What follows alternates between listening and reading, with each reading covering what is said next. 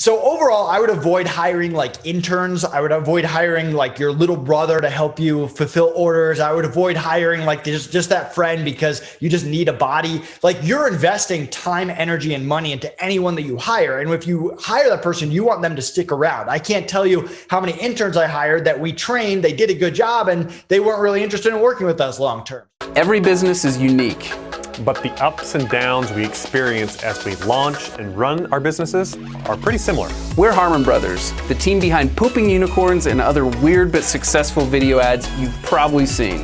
We help businesses grow through unforgettable video marketing, and we're no stranger to tricky situations. In fact, we embrace them. The goal of this podcast is to show how your crappy circumstances could be the golden opportunity that leads to your next success. You're watching Poop to Gold. Hey, what's up, guys? This is James Dayton, creative director and owner here at Harmon Brothers, and we are on with the Nathan Hirsch. What's the best title to give you? Just the best hard-hitting title. You're an outsourcing expert, genius. I'm very hesitant, and I think the rest of our audience are nervous of the word guru. But what's a great way to give you the most prestigious title that you deserve here, Nathan? Oh man, I wouldn't call myself a guru or a genius, but just serial entrepreneur. I mean, I love being an entrepreneur. I love starting businesses, helping businesses. We're looking to partner and invest in some different small businesses this year. So I'm just all about entrepreneurship. He kills it in basically everything, and you've been going at this point for over 10 years, correct? Yeah. I've never had a real job. I had some internships in college, going into college, but yeah, just been an entrepreneur. So that's the nature of being self-employed, right? Is we're unemployed on a daily basis and we love it, right? Right. Yeah. I don't think I'm employable. So Nathan hails from Massachusetts. He's done a stint in Winter Park, Florida, and recently moved to Denver, correct? Yeah, just got to Denver here 2 weeks. I don't even have furniture in this house yet. Well, it sure looks nice. It's better decorated than my place right now. So good for you. And well read, according to your backdrop. So appreciate you, man. Okay, well, let's get right into the killer, no filler. Here on this podcast, we want to jump right into the hard-hitting facts that every entrepreneur wants to know so that you can quickly move your business forward and skip the business school if you can. I'm not suggesting that necessarily, but once you listen to Nathan, I don't see why you need to go at this point. So, Nathan, one of your biggest core competencies is assisting people with virtual assistants specifically. And entrepreneurs have no idea, especially in the early phases, why a virtual assistant is so imperative, so necessary, and so paramount for their business. First off, what is a virtual assistant? What are the ranges of responsibilities that you can give to them? And how has it helped people over the past 10 years that you've seen? Yeah, and to take a step back, I think one of the things that I learned early on is you have to be able to hire well if you want to grow your business. I mean, I lost all my hair back when I was in my young 20s just from making terrible hires that just made my business go in circles. And a lot of people, they preach marketing, they preach finance and all this stuff, but it doesn't matter. If you can't hire people, your business is not going to grow. And we had to hire people when I was pretty young. I was in college. No one really took me seriously. College kids were very unreliable.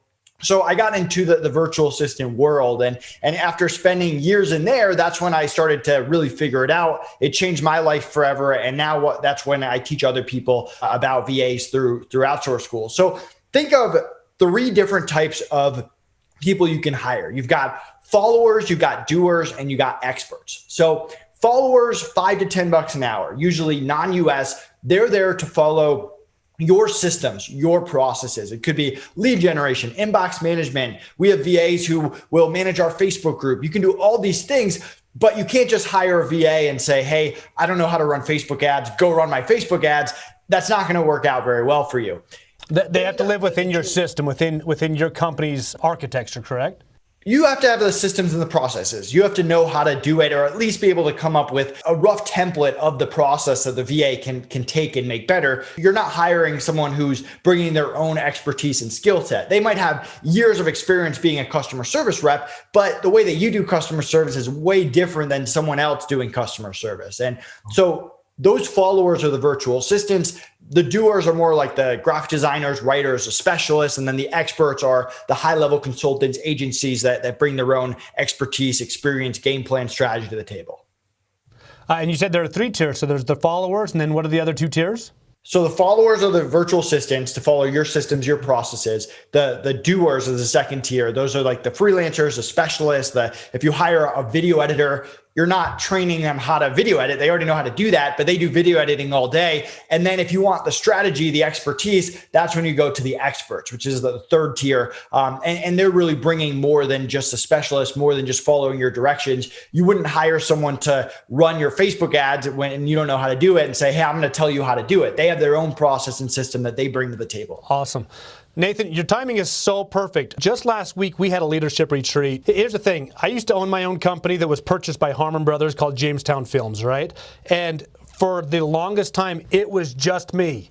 So I get the need to have additional people inside your organization with these processes. When I hired a producer, all of a sudden, like, everything fell off my plate. And then when I hired an editor, it just exponentially just became more productive, more profitable, and my life, my stress, my family life especially, just finally just started to chill out and it just equilibrate itself into the right place that it needed to be. These virtual assistants, what is the typical single person or dual person partnership need right out the gate with a virtual assistant? Like, how can this help them? Yeah, that's always the most difficult question to answer, right? Because people want to hear, oh, you should hire someone for inbox management or you should hire someone for lead generation first. But it's really different depending on where you are for each business. And we live in a pretty incredible time. I mean, you can hire people from all over the world, different skill sets, different price points. They don't have to be in your town or the towns around you. You don't need an office to put them in, and you don't even have to hire them full time. I've had VAs that were 5 hours a week, 1 hour a month. Like, you have pure flexibility to use people. So if you're a newer entrepreneur, whenever I start a company, and I start companies with $5,000 or less, I start them pretty lean. I usually start with a 5 to 10 hour a week virtual assistant, and they're doing stuff like running my inbox, managing my calendar, keeping my focus on what's so important in that first 6 months, which is growing the business, partnership strategies, getting those initial sales. When you get a little bit bigger, you can start using VAs for outreach and to actually get you customers, like lead generation, podcast outreach, influencer outreach, partnerships. And I actually would wake up every day to an email from my virtual assistant of podcasts to go on, blogs to reach out to. And then when you get even bigger than that and you have sales and you have those marketing functions coming in, then you got to get your operations in tune. You got to have VAs that can do fulfillment, that can do customer service, that can do a lot of the stuff that don't necessarily make you money, but you have to do those things if you want to be able to produce for your clients. So it just depends where you are as a business owner. Now, these virtual assistants, are they just typically overseas, or do you have VAs that happen here in the US as well? So everything we teach in Outsource School applies no matter where you hire from. You can hire US, India, Philippines. I personally hire from the Philippines and hire non-US. I hire rock stars there. They're between $5 and $10 an hour. And there's a lot of reasons that there are benefits from hiring from the Philippines. But my overall advice to people hiring VAs is you don't want to go out and hire like 2 people from the Philippines, 2 people from India, 2 people from South Africa. You're just adding a lot of extra work to your plate, especially if you've never hired a VA before. Different time zones, different cultures, they have to communicate with each other. So if you're going to hire a VA non-US, which I recommend at least trying out, then the Philippines is a great place to start. It's so interesting because you are going to be playing in a different time zone with these guys. So every once in a while, when our plate gets full, we go to what's called the bench here at Harmon Brothers, which means that we've got our outside freelancers that we go to first for graphic design or motion graphics or whatever that is. But every once in a while, we completely fill all the plates, right? And so every once in a while, I've got to hit Upwork and I've got to go find a graphics designer who's in Serbia or Ukraine or whatever that is. And I've personally experienced that time zone difference, depending on how the person works, can either be fantastic or can be the biggest nightmare in the world.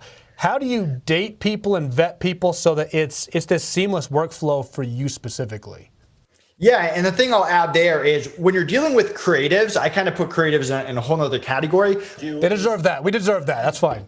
What you really want to do over time is build a Rolodex of reliable people you can go to. Like every time you have a graphic design project, you don't want to go to Upwork or Fiverr or FreeUp. You want to have 2 or 3 designers you can always go to, 2 or 3 writers, 2 or 3 video editors. And that's kind of what we've done over time. And it jumps from business to business. Like if you have multiple different businesses and you have video editors you can go to that are trustworthy, that hit due dates, that know what you want, that just makes everything a lot easier. And really what we learned the hard way when you're hiring either VAs or freelancers is not just to focus on experience. I think a lot of people get caught up on the 5-star reviews, what other projects they've worked on. That's one part of the equation, but we have what we call our CARE interview process, which is communication, attitude, red flags, and experience. So experience is part of it, but we actually spend time making sure they can communicate at a high level, which is very important, especially if you're hiring non-US. We make sure they have the attitude qualities that we're looking for in a person and that they're passionate about what they're doing and that they're not just all about the money. And then we look for red flags as we're interviewing them and as we're onboarding them of, hey, what is this person saying that shows me they don't have the experience that we need, they can't communicate the level they want, or they don't have the attitude that we want in our business. And I want to know what a few examples of these red flags are. And by the way, is there an E on that acronym of CARE? Or is it just CAR? No, E is experience. So that. Okay. We started with that at the very beginning. Yeah. Give me a few examples of those red flags you guys look for.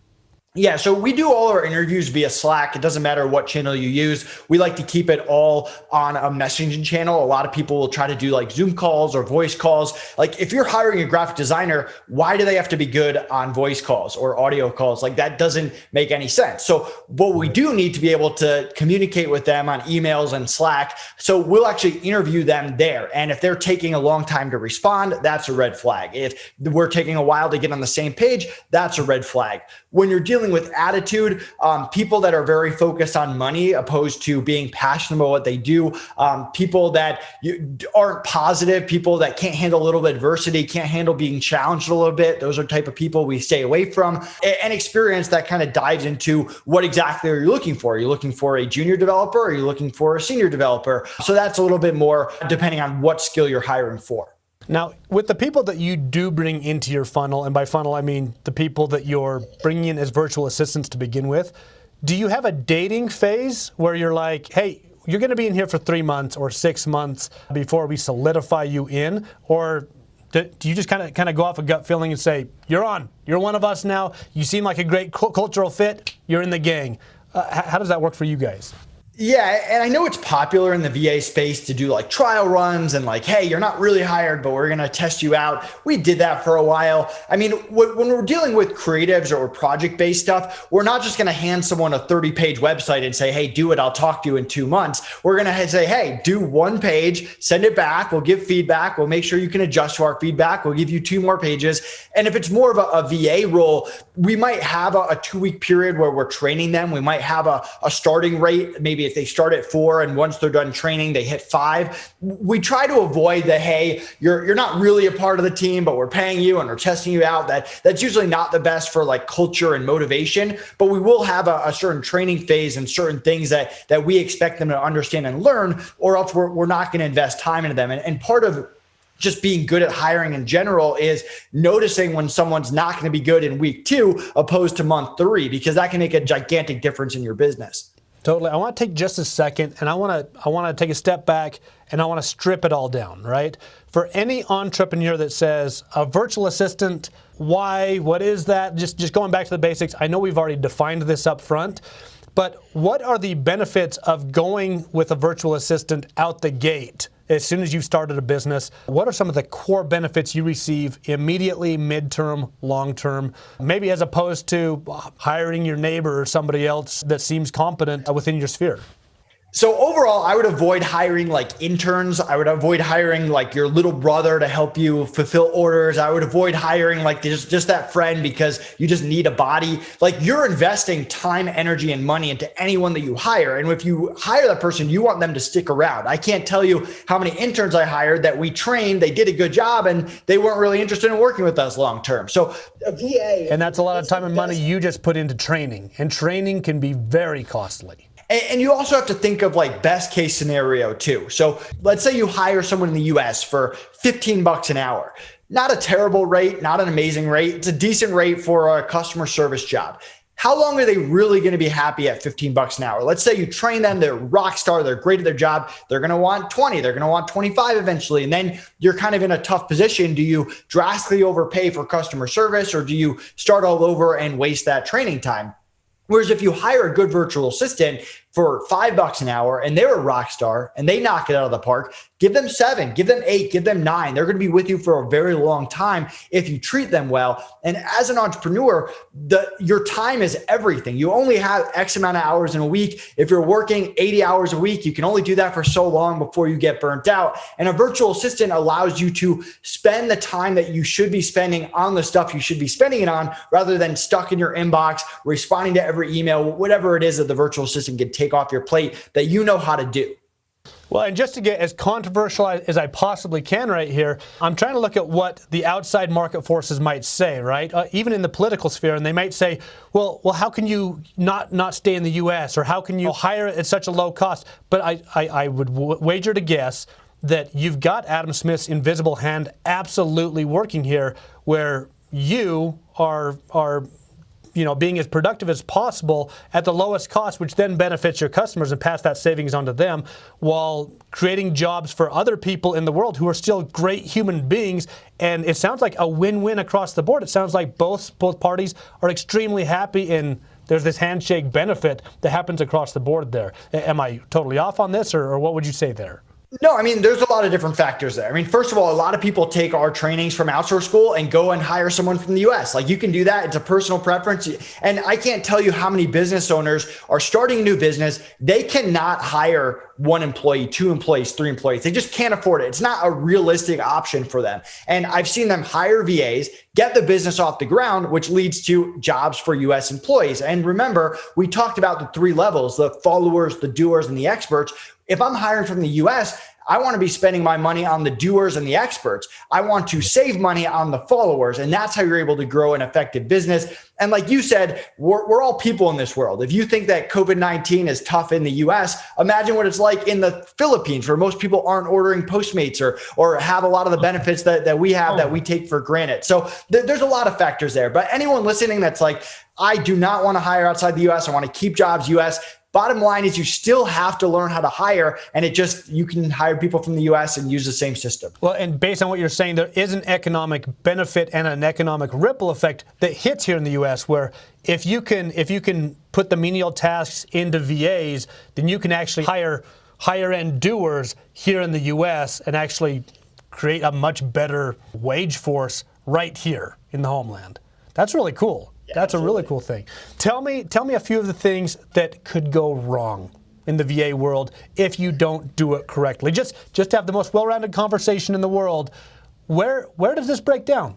And what do people need to watch out for? So if you Google like issues with virtual assistants, you'll see stuff like VAs not working the schedule people want, having internet issues, power issues, personal issues, or they're like, hey, I can't work for the next 30 days. It really comes down to expectations. And this is something that took us years to figure out. We love acronyms. So our onboarding process is called the SICK method, SICC, which is schedule, issues, communication, and culture. And we'll actually go through with the VA before they start training and get on the same page. Hey, I need you to work US times. Have you ever worked US times before? What other clients do you have? What are the times for those clients? How many total hours are you working a week? We'll go through, hey, do you have a backup computer? Do you have a backup internet source? Hey, we don't work with VAs that are one personal issue away from not being able to work for an extended period of time. So we spend extra time up front, an extra 30 minutes of your time, and that extra time is going to save you countless hours down the line. So most entrepreneurs, when they hire VAs and mess up, just do a terrible job setting expectations where the VA doesn't really know what they're getting into. And that's brilliant to vet and spend that extra little time. I think we find over and over and over again that once you front load the process and just use a little bit of extra time getting it right, it's like that gate hinge that just swings massively over time.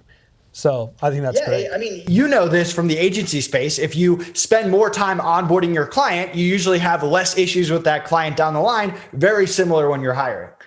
Absolutely. So for you, building phase, poop to gold, or maybe it's not in the building phase, maybe it was at some point where everything just went wrong and just dropped. What was your poop to gold moment when it seemed like this really wasn't going to pan out as a business for you, and then you turned the corner? What happened? So we'll take it back to my Amazon days. I was an Amazon seller as my first business, but before I started FreeUp. And I had this business where we were working with these manufacturers. I had one manufacturer who's doing 80% of the sales. So I said, you know what? I don't care about the other manufacturers. Let's just work with this one. And then I thought, hey, what if I just hired someone and trained them to run all parts of my business? I'm stressed out. I'm working a lot of hours. So I hired someone and I spent 6 months training them to do all parts of my business. And at first, it was awesome. I had my business on autopilot. I was sleeping better at night. This person was doing everything. We were selling a lot from this manufacturer. And I go on my first vacation in probably over a year. And on the first day of my vacation, the guy quits on me and the manufacturer drops me. So I go from like this ultimate high, hey, I'm this 21-year-old entrepreneur, like crushing it. I'm not going to have to get a job after college, to let's start this thing all over again. And I learned a very valuable lesson about diversification, a lesson that I still use to this day. And I was luckily able to kind of turn it around from there, reach out to more manufacturers. Eventually, when it was time to hire again, really diversify, have a team for customer service, a team fulfilling orders. If someone quit, you could plug someone else into that team. But it was a very tough lesson to learn as a young entrepreneur. That's awesome. And I think this is the first time in Poop to Gold history where we've had a story that was poop to gold, poop to gold. It was literally just a roller coaster. But I think that's how it is for everybody, the grand majority of us. That's an awesome story. Thank you so much for sharing that. Let me ask one quick question, stepping aside from virtual assistants. Okay, I want you to brag about yourself for just a second, because you sold an 8-figure business. Is that correct? Yeah, at the end of 2019. How long did it take to get there? And besides virtual assistants, give me the top 3 factors that played into that success. Yeah, so we started FreeUp in 2016 with a $5,000 investment. We scaled it to 8 figures in 4 years. We did that with no office, no US employees. The entire business was run by virtual assistants. And we also spent no money on paid ads. And really the key to our business was podcasts. I go on a lot of podcasts. I'm doing a podcast with you right now. I've cut back a little bit since the acquisition, but it was a big key. I mean, if you think about it, I came from the Amazon space where you pay Amazon their 15%. They get all the customers for you, to starting my own website, starting my own brand. I know nothing about marketing. So I just went out and I started going on podcasts. But then I didn't just go on podcasts. I used those podcasts to network with people in the industries that I wanted to be a part of. I built partnerships where we would send customers to them and vice versa. We got a lot of backlinks. It was good for SEO. People started to recognize our brand. It had a snowball effect that led to me getting asked to do more podcasts and guest speaking opportunities. So if you're an entrepreneur listening and you have a small budget, there's no cheaper way to grow your business than going on podcasts. Is it work? Is it time? Of course, but there's a lot of added benefits that the average person doesn't think of. I love that. So podcasts, no ads, and then a lot of backlinking to really boost your CEO, and then you started to become your kind of own brand name through doing that. There's a lot of snowball effect that happened there. What else were you able to do to get in front of eyes, or is that it? Are we listening to like everything that happened that took your exposure from zero to hero? No, I mean, partnerships were a big part of it. So we started off in the Amazon space providing VAs for Amazon sellers. I came from the Amazon space, so that was a pretty good starting point, although later on we expanded past that. But we started off, we would go to every Amazon software company and we'd go to them and say, hey, we don't provide Amazon software. You don't provide Amazon VAs. Let's partner. You send people to us, other people or people that want software, I'll send them to you. And it all kind of goes hand in hand, because a lot of those people would have a podcast and some of them wouldn't. But you build these partnerships where every single quarter you're doing newsletter blasts. You're doing, we did some VIP networking events together back in the day where you could go to events and everything in between, from YouTube videos to podcasts. And so every single quarter we had hundreds of partners promoting FreeUp, not to mention going on podcasts, getting that evergreen content out there, leading to relationships, which leads to referrals and affiliates and all of that. So it all kind of goes together, but it really started by going on podcasts. I love that. Okay, we're going to go into Power Hour right now. So I want to hear your top, let's say 5 tips of strategies and tips that if an entrepreneur isn't using, they're slowing their trajectory way down? Yeah, so quarterly goals, incredibly important. My business partner and I meet every quarter. We map out the quarter ahead. It's weird how we just didn't do that for the first few years of being an entrepreneur. I don't know how that's possible, but I talked to a lot of entrepreneurs who are not doing that. That planning phase is very important. So that's number one. Number two is you need to have quarterly meetings with every single person on your team. We do one-on-one meetings with every single virtual assistant. We use that as an opportunity to show appreciation, to maybe give them a bonus, to challenge them, to give them feedback, to share the company goals and make sure that we're on the same page. All of that is incredibly important. Number three is figure out what time in the day you are most productive. For me, it's right when I wake up, like the first 2 hours of the day. So those 2 hours, I do the most important thing every single day. I don't spend time like checking Facebook or doing all those other things. Like even if I do nothing else that day, my most important thing is done first thing in the morning. For other people, that could be between 3 and 4 a.m., whatever that time is. Make sure that you're maximizing it every single day. 4 is networking. Big fan of networking. I network with a few new entrepreneurs every single week. Over time, you wake up one day and you're like, man, I've met a lot of people. It leads to different opportunities. And don't go out there with like a salesman mentality where every person you network with, you're trying to close the deal. Sometimes I go out just to add value and just to meet other people and learn other people in the space. And the last thing is that whole Dream 100 list that I know Russell Brunson talks about. We were doing that before it was even called that. Really, it's not necessarily about finding like all the Ezra Firestones in the space. It's about saying, hey, who has the communities of my ideal client and how can I work with them? And when you're constantly reaching out to the owners of their communities, whether they have a podcast, a Facebook group, whatever it is, that's a quick way to get in front of thousands of people at once, which is way better than any single lead. Nathan Hirsch, everybody. I'm 35, Nathan's 31. Yet again, I interviewed somebody who's far more successful than me, and it's depressing and inspiring at the same time. Nathan, where can people find you? Yeah, go to outsourceschool.com. You can grab a free trial. We share all our strategies, tactics, secrets that we've learned over the past 10 years of hiring VAs. And you can follow me, Nathan Hirsch, on any social media channel. Okay, you got yourself another follower plus another few thousand. Guys, he is incredible. Follow him, listen to him, and execute on what he's telling you. Nathan, thanks so much for being with us. You are awesome, dude. And yeah, let's stay in touch. It's going to be very fun watching your trajectory. Looking forward to it. Thanks. Hey, thanks so much, man. We'll see you. At Harmon Brothers, we're known for what we call our hero campaigns.